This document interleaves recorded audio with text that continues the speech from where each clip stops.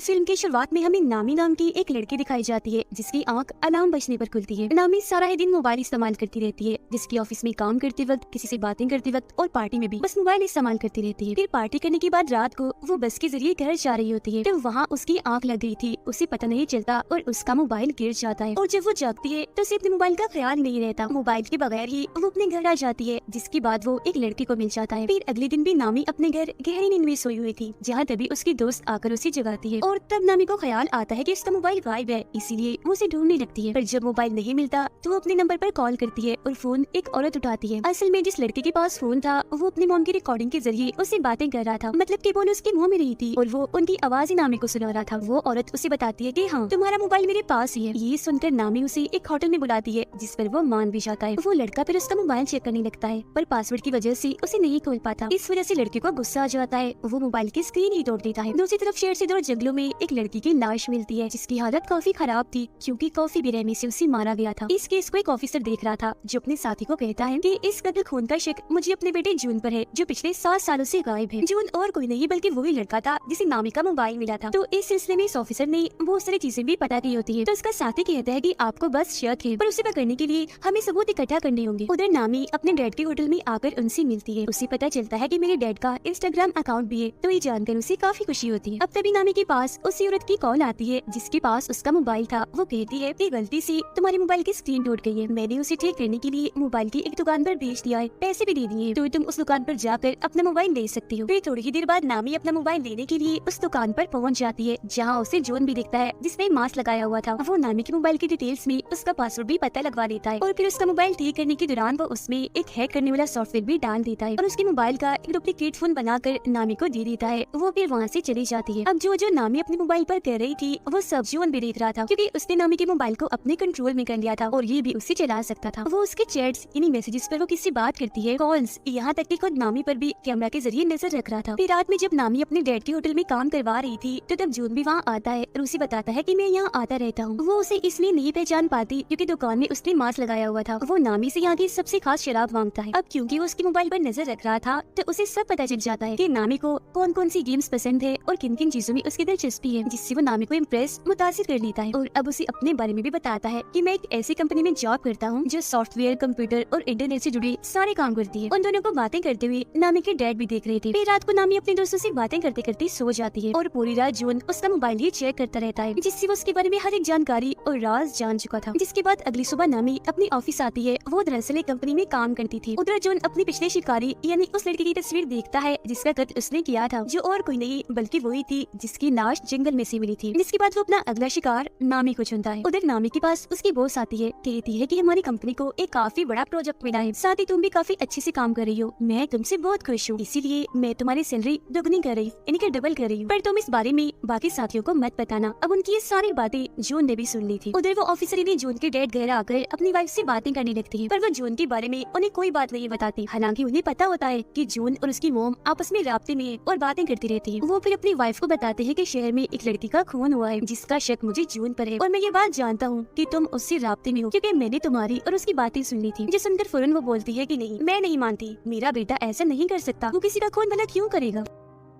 ठीक इसी वक्त ऑफिसर के पास उनके दोस्त का मैसेज आता है, जो कहते हैं कि मुझे जून की लोकेशन का पता चल गया है, यानी वो जहाँ रहता है उस जगह का पता। उधर नामी अपने प्रोजेक्ट पर काम कर रही थी, काफी खुश थी वो, जबकि जून उसके घर जाता है और उसकी सारी चीजों को चेक करने लगता है, जिनमें उसे नामी का दूसरा मोबाइल भी मिल जाता है, यानी वो एक नहीं 2 मोबाइल इस्तेमाल करती है। उधर ऑफिसर की साथियों ने बताती है कि जिस जगह के बारे में मैंने आपको बताया है, इन्हें जून की लोकेशन पता चला है कि वो वहाँ सबसे चोरी रह रहा है। तो वो ऑफिसर इन्हें जून के डैड उस जगह पर जाने के लिए अकेले ही निकल पड़ते हैं। वो जब वहाँ पहुँचते हैं तो घर के अंदर भी चले जाते हैं और हर जगह की तलाशी लेने लगती है। साथ ही उन्होंने यहाँ की तस्वीरें भी बना ली थी। मरने वाली लड़की की मॉम के बारे में भी इन्हें पता चल जाता है। इतनी ही देर में जून भी बाहर आ गया था। वो ये बात जान चुका था कि घर के अंदर कोई घुस आया है, इसीलिए चुपके से जब वो अंदर झांकता है तो अपने डैड को वहाँ देख लेता है। अंदर उसके डैड को लाश के नाखूनों पर लगी नेल पॉलिश भी मिल जाती है, जिससे उन्हें पता चल चुका था कि ये खून मेरे बेटे जून ने ही किया है। अब चालाकी से जून अपने डैड को उस कमरे से बाहर बुलाता है और जब वो वापस दोबारा अंदर जाते हैं तो जून वहाँ की हर एक चीज, सबूत, सारे कागजात को बर्बाद कर चुका था। जून अब दोबारा से नामी के होटल में जाता है और उसके डैड से मिलकर उन्हें भी यही बात कहता है कि मैं यहाँ आता रहता हूँ और यहाँ की सबसे खास शराब मांगता है। उसे देखकर नामी के डैड समझ जाते हैं कि ये झूठ बोल रहा है, ये हमारा रेगुलर कस्टमर नहीं है, मतलब ये यहाँ रोज रोज नहीं आता। फिर वो नामी से बातें करने लगता है और रात को जब वो बाप बेटी घर जा रही थी तो उसके डैड नामी को कहते हैं कि जून एक नंबर का झूठा इंसान है, वो हमसे कुछ छुपा रहा है क्योंकि वो दूसरी बार आया है होटल में, उससे पहले कभी भी नहीं आया, मुझे वो ठीक नहीं लग रहा, तो तुम उससे दूर रहो। जिस पर वो कहती है डैड मुझे तो ऐसा कुछ नहीं लगता, पर ठीक है मैं इससे दूर रहूंगी। अब उनके बीच की ये सारी बातें जून ने भी सुन ली थी। रात को नामी अपने दोस्त के साथ थी, वो उसे भी जून के बारे में बताती है कि अगर वो थोड़ा सा हुलिया बदले यानी बाल छोटे करवा ले और चश्मा उतार दे तो वो बहुत ही प्यारा लगेगा। उसकी दोस्त कहती है कि मैं भी उसे देखना चाहती हूँ। तब नामी उससे वादा करती है कि ठीक है मैं तुम्हें उससे मिलवा दूंगी। ऑफिसर मरने वाले लड़के की मोम से आकर मिलती है, जहाँ वो इन्हें बताती है कि मेरी बेटी का मोबाइल कहीं गिर गया था, फिर उसकी स्क्रीन टूट गई और मेरी बेटी को मोबाइल पर एक मोबाइल की दुकान से मिला था, जिसके बाद से उसके साथ अजीबोगरीब चीजें होना शुरू हो गई थी और उसके बाद फिर किसी ने उसे मार दिया। तब वो लड़के की मोम से वादा करती है कि आप परेशान ना हो, उसके खूनी को हम ढूंढ कर ही रहेंगे। नामी के डैड पर जब किसी काम से बाहर आते हैं तो जून उन पर हमला करके उन्हें पकड़ लेता है। इसी रात पुलिस को जंगल में से एक साथ 8 लाशें मिलती है, जिस वजह से ऑफिसर को काफी दुख होता है। फिर सुबह जब नामी की आंख खुलती है तो वो देखती है कि उसकी बॉस की तकरीबन 8 कॉल्स आई हुई है। साथ ही उसे अपने मोबाइल पर बहुत सारे मैसेजेस भी मिलते हैं जिनमें उसने अपने दोस्तों को काफी बुरा भला कहा होता है। इसके अलावा अपने बॉस के बारे में भी काफी उल्टी सीधी बातें की हुई थी। एक पोस्ट भी डाली थी जिसमें उसने बता दिया था कि बॉस ने मेरी सैलरी दुगनी कर दी है। फिर वो अपने ऑफिस जाती है जहाँ उसकी टीम उससे काफी नाराज थी। वो सबको बताती है कि मैं नहीं जानती वो सब किसने किया, क्योंकि मैंने तो एक भी मैसेज एक भी पोस्ट नहीं की, पर कोई भी उसकी बात का यकीन नहीं करता और उसे वहाँ से निकलने का कहती है। वो अपनी बॉस से भी बात करती है पर उसकी बॉस ने भी जॉब से उसे निकाल दिया होता है। वो उन्हें भी काफी समझाने की कोशिश करती है कि देखिए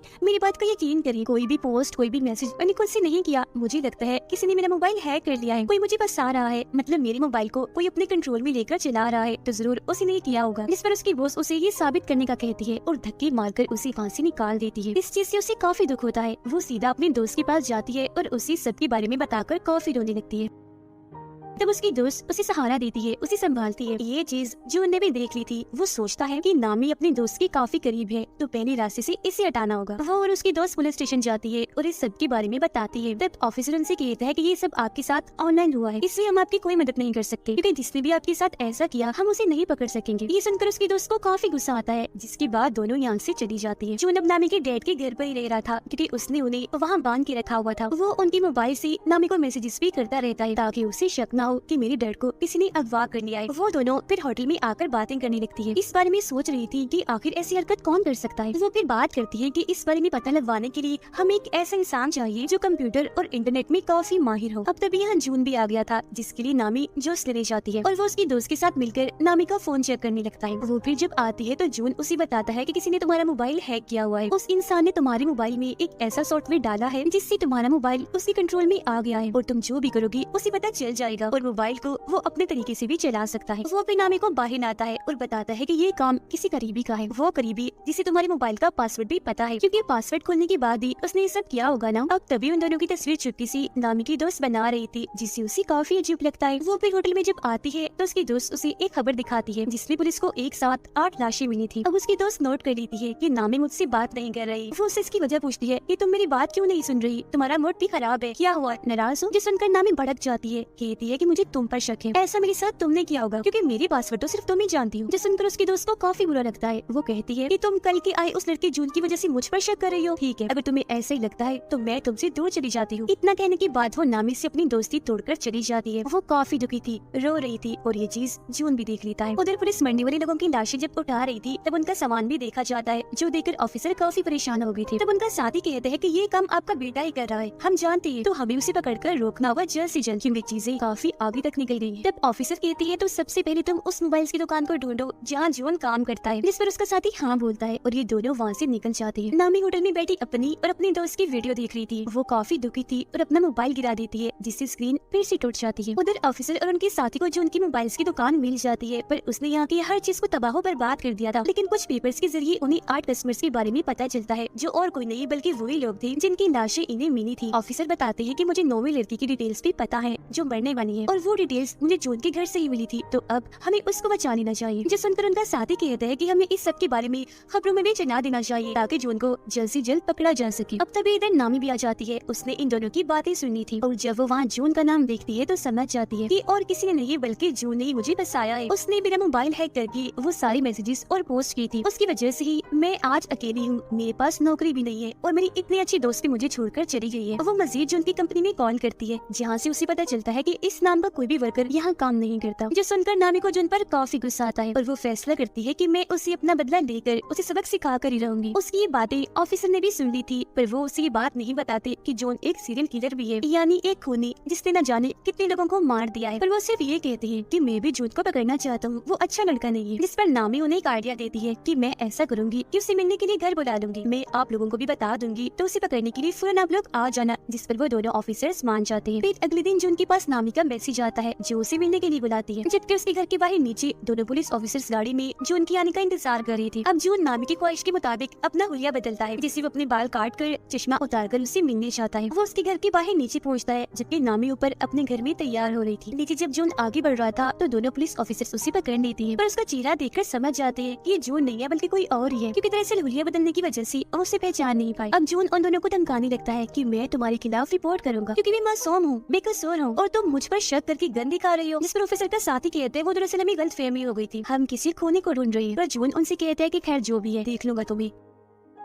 इतना कहने के बाद वो वहाँ से चला जाता है, जबकि दोनों ऑफिसर्स ऊपर आकर नामी से मिलते हैं। वो उन्हें बताती है कि जो उनका मैसेज आया है उसका कहना है मैं मसरूफ हूँ, आज बाद में मिलूंगा। वो फिर कहते हैं कि मैं अपना मोबाइल ठीक करने के लिए दे रही हूँ, तब तक दूसरा मोबाइल इस्तेमाल करूंगी और जब मेरा पहला मोबाइल मुझे मिल जाएगा हम उसे पकड़ लेंगे, जिसके लिए ऑफिसर्स भी मान जाते हैं। अब ऑफिसर के पास पुलिस स्टेशन से कॉल आती है। एक ऑफिसर उन्हें बताता है कि ये बात अब सबको पता चल गई है कि ये सारे खून और किसी ने नहीं बल्कि आपके बेटे जून ने की है, तो अब से आपको इस केस से दूर रहना होगा ताकि आपको कोई खतरा न हो। जिस सुनकर वो काफी परेशान हो जाती है। अब नामी अपने दूसरे मोबाइल को निकाल कर उसमें अपनी सिम डालती है और ऑन करके उसे चलाकर बाहर आती है। ऑफिसर उसे कहते हैं कि तुम्हारी जान को भी खतरा है तो तुम भी किसी ऐसी जगह पर चली जाओ जहाँ तुम महफूज रह सकती हो। तो वो कहती है कि मैं अपने डैड के घर चली जाती हूँ, वही मेरे लिए ठीक जगह होगी। जिसके बाद वो ऑफिसर्स के साथ वहाँ जाने के लिए निकल जाती है। वो जब वहाँ पहुँचती है तो ऑफिसर उसे अपना कार्ड देता है, जिस पर वो कहती है कि ठीक है कुछ भी हुआ मैं आपसे राब्ता करके बता दूंगी, और घर के अंदर चली जाती है। अंदर आने के बाद वो अपने डैड को आवाज लगाने लगती है कि मैं आ गई हूँ। फिर अपने कमरे में जाकर जब वो मोबाइल इस्तेमाल कर रही थी तो उसे जून के नए नंबर से मैसेज आता है। वो जब उसे कॉल करती है तो फोन बजने की आवाज उसे यही इसी घर से आ रही थी। वो चौंक जाती है और फौरन ऊपर जाकर चेक करती है, पर वहाँ पर कोई भी नहीं था। लेकिन वो फिर भी डर गई थी, इसीलिए ऑफिसर को फौरन कॉल करने लगती है। पर तभी उसका मोबाइल अपने आप ही चलने लगता है। जो देख वो समझ गई थी कि जून ने इस मोबाइल को भी हैक कर लिया है। उसे अपने डैड की फिक्र होने लगती है, तो वो उन्हें हर जगह ढूंढ रही थी जहाँ उसे जून मिल जाता है। वो कहता है कि अगर तुम अपने डैड को जिंदा देखना चाहती हो तो दोनों ऑफिसर्स को अभी मैसेज करो कि मैं यहाँ बिल्कुल ठीक हूँ, महफूज हूँ, तो आप फिक्र मत करना, हम 2 दिन के बाद मिलेंगे। अब ना चाहते हुए भी नामी अपने डैड की जान बचाने के लिए उन्हें ये मैसेज कर ही देती है। वो यहाँ उसे पूछती है कि मैंने तुम्हारा क्या बिगाड़ा था, तुमने मुझे ही क्यों पकड़ा। तो वो बताता है कि मुझे तुम्हारा मोबाइल बस में से मिला था, तो इसीलिए मैंने तुम्हें अपना शिकार चुना, क्योंकि जाहिर है मोबाइल के जरिए मुझे तुम्हारे बारे में सब पता चल सकता था, तो भला मैं तुम्हें फिर कैसे छोड़ता। फिर वो नामी को बाथरूम में उसके डैड के पास लाता है जहाँ उन्हें बांध के रखा हुआ था। वो उन्हें मारने की धमकी देता है। तब नामी कहती है कि तुम मेरे डैड को मत मारो प्लीज, मैं कुछ भी करने को तैयार। जो सुनकर जॉन उसे खुद को टेप की मदद से बांधने का कहता है, और जब नामी उसकी मदद से ऐसा कर लेती है तो वो उसके डैड को डबोकर मारने के लिए टब में पानी छोड़ देता है। ये चीज नामी भी देख रही थी। दुखी होकर वो रोने लगती है। साथ ही वो जॉन को काफी बुरा बुरा भी कह रही थी, तो वो उसे भी उठाकर ठिकाने लगाने के लिए पर टिप लगा देता है और बार टब में छोड़ देता है जो पूरा ही पानी से भर गया था। वो उसकी तस्वीरें बनाकर उसकी बेबसी पर हंस रहा था और वहाँ से बाहर निकल आता है। उसे ऑफिसर का कार्ड मिलता है जिसके पीछे उन्होंने लिखा था नामी सिर्फ कॉल करना, मैसेज नहीं। पर क्योंकि इसने तो ऑफिसर को मैसेज करवाया था तो उन्हें पता चल गया था कि जरूर ये जून ने किया है, तो इसका मतलब वो यहाँ आ रहे थे जून को पकड़ने के लिए। अब जून को भी एहसास हो जाता है कि ऑफिसर्स घर में घुस आए हैं। वो ऑफिसर के साथी को जाकर पकड़ लेता है, पर पीछे से उसके डैड ऑफिसर आकर उसे पकड़ लेते हैं। मगर क्योंकि ये उनका बेटा नहीं होता तो वो इसे मारने लगते हैं और अपने बेटे के बारे में पूछते हैं। पानी में डूबकर नामी मरने ही वाली थी कि तभी ऑफिसर का साथी उसी पानी से बाहर निकाल कर मरने से बचा लेता है। ऑफिसर उसे मार कर काफी जख्मी कर देते हैं और अपने बेटे के बारे में पूछते हैं। तब वो कहता है डैड मैं ही आपका बेटा हूँ। जिस पर ऑफिसर मान भी जाती है तो वो उन पर हंसने लगता है और कहता है कितने बेवकूफ हो तुम, अपने बेटे की पहचान भी नहीं नहीं है। ये सुनकर ऑफिसर भड़क जाते हैं और उसे दोबारा से मारने लगते हैं। उधर नामी को भी होश आ गई थी। वो देखती है कि ऑफिसर के साथी उसके डैड को होश में लाने की कोशिश कर रही है, पर वो उठ ही नहीं रही। ऑफिसर फिर जो उनका बैग चेक करती है, जिसमें से उन्हें जो उनके सारे शिकारों का सामान मिलता है, यहाँ तक कि 0 नंबर वाले शिकार का भी, इन्हीं सबसे पहले वाले शिकार का, जो कि असल में और कोई नहीं बल्कि उनका बेटा जून था। इस कोने के पास ऑफिसर की वाइफ और उसकी बेटी की सारी डिटेल्स मौजूद थी। इन्हें जो 7 साल पहले गायब हो गया था, असल में वो गायब नहीं हुआ था, 7 साल पहले ही इस कोने ने उसे मार डाला और तभी से जून की पहचान लेकर इन्हें जून बनकर लोगों को मार रहा है। ये जानकर ऑफिसर को काफी दुख होता है, इसीलिए वो गन लेकर खूनी को मारने के लिए जाती है। खूनी उन्हें बताता है कि मैं आज भी जून बनकर तुम्हारी वाइफ से बात करता हूँ। कितने भोले हो आप लोग, पता लगवा ही नहीं पाए कि जिसे तुम बात कर रहे हो अपना बेटा समझकर वो तो तुम्हारे बेटे का असली कातिल है। उसकी ये सारी बातें नामी भी सुन लेती है। वो गुस्से से भरी बाहर आती है, ऑफिसर से गन छीनकर उस खूनी को मार देती है। वो फिर देखती है कि मेरे डैड को होश आ गई है, मतलब कि वो जिंदा है। इस बात से जज्बाती होकर वो अपने डैड के गले से लगकर काफी रोती है। फिर उसका इलाज करने के लिए उसे एम्बुलेंस के जरिए हॉस्पिटल भेज दिया जाता है, जहाँ से पुलिस भी सभी मरने वालों की चीजें इकट्ठा कर रही थी। कुछ दिन के बाद सभी को खूनी के बारे में पता चल जाता है, यानी कि वो ऑनलाइन ही इंटरनेट के जरिए ही लोगों को पकड़कर उन्हें मारता है और अब वो मारा जा चुका है। बस इससे ज्यादा और कोई जानकारी नहीं मिल पाती। फिर नामी जब अपने डैड और दोस्त के साथ होटल में थी तो कोई चुप्पी से उस पर नजर रख रहा था, जिससे वो खुद भी देख लेती है, पर समझ नहीं पाती कि ये कौन है। तो या तो ये खूनी ही हो सकता है जो शायद मरा नहीं होगा, या फिर ऑफिसर का बेटा भी हो सकता है, या कोई तीसरा इंसान भी हो सकता है जो अब खूनी की तरह ही ऑनलाइन पकड़ कर लोगों को मारेगा सिर्फ अपनी इंजॉयमेंट के लिए। और इसी सस्पेंस भरे सीन के साथ ही ये कहानी इधर ही खत्म हो जाती है।